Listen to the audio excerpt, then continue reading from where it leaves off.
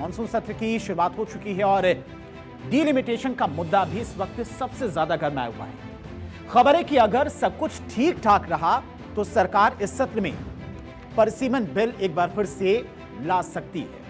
किस तरह से सरकार की तरफ से तैयारी की जा रही है और इसको लेकर कई दलों के अंदर माना जा रहा है कि मनमुटाव भी देखने को मिल रहा है। इस पर शरद पवार की पार्टी के सुर अलग अलग हैं।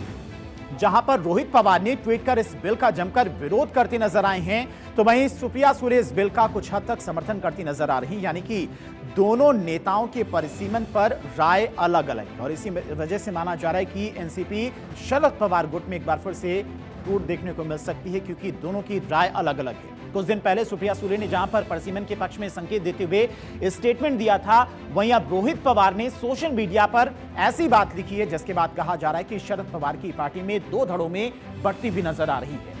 रोहित पवार ने सोशल मीडिया पर क्या लिखा तो वो भी आपको बताते हैं। किस तरह से पार्टी के अंदर अंदरूनी कलह देखने को मिल रही है डिलिमिटेशन को लेकर।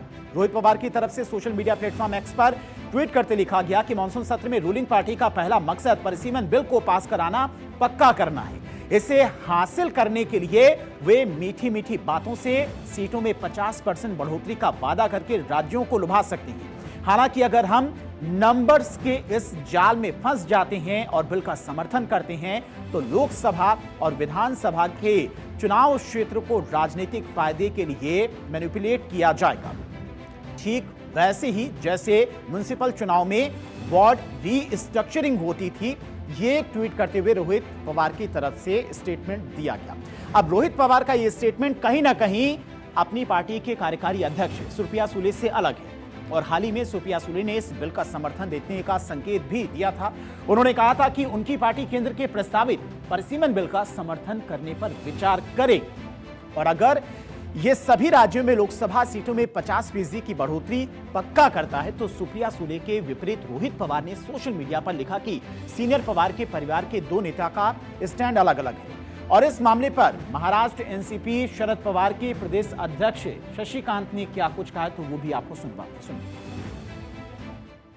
रोहित पवार ने जो ट्वीट किया है, उन्होंने, मैंने देखा नहीं लेकिन मैंने सुना है, उन्होंने कहा है कि डिलिमिटेशन को हमारा विरोध होना चाहिए। सुप्रिया ताई का और हमारी पार्टी का भी डिलिमिटेशन को विरोध है। उन्होंने कहा है कि हमारे पास जो प्रस्ताव पिछले बार आया था सबने हमने विरोध किया था, अगर वो प्रस्ताव महिला आरक्षण के बारे में आता है तो हम उसको सपोर्ट करेंगे। डिलिमिटेशन में अगर राजकीय स्वार्थ बिना देखे अगर डिलिमिटेशन आता है तो उसके बारे में सोच के हम लोग उसके ऊपर निर्णय लेंगे, ऐसा उन्होंने कहा है। कुल मिलाकर परिसीमन के मुद्दे ने सिर्फ राष्ट्रीय राजनीति में नहीं बल्कि शरद पवार की पार्टी के भीतर भी अलग अलग राय की चर्चा को हवा दे दी है। एक और सुप्रिया सुले का रुख है, दूसरी ओर रोहित पवार के बयान अलग तस्वीर पेश करते नजर आ रहे हैं और ऐसे में राजनीतिक गलियारों में सवाल उठना स्वाभाविक है कि क्या ये पार्टी के भीतर मतभेदों के संकेत हैं। हालांकि किसी एक मुद्दे पर अलग अलग बयान को सीधे तौर पर आंतरिक कलह का प्रमाण नहीं माना जा सकता है, लेकिन इतना तय है कि जब एक ही पार्टी के प्रमुख नेताओं के सुर अलग अलग सुनाई दें तो सवाल उठने लगते हैं और यही सवाल इस वक्त उठ रहे हैं कि क्या पार्टी में सब कुछ ठीक नहीं है।